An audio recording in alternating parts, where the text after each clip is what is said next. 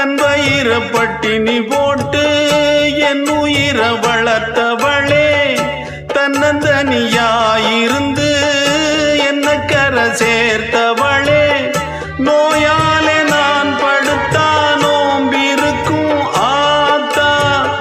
தீ மூண்டு தீர்ந்திடுமானம் கணக்கு ஆத்தா, பெத்தவள தள்ளி வச்ச பாவத்துக்கே பக்கம் வந்து கொள்ளி வைக்க கூடலியே, என்ன ஆற்றிடவும் தேற்றிடவும் அன்னை போல யாரு,